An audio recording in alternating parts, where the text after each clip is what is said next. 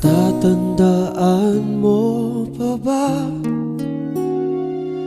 nung tayong dalawa ay unang makita?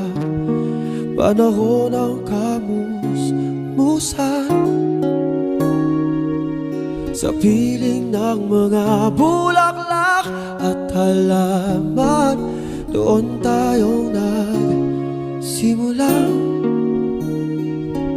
mangarap at tumulong.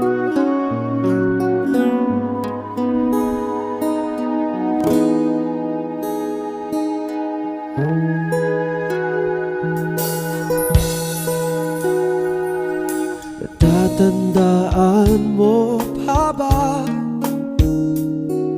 inugit kong puso sa punong mangga at ang inalay ko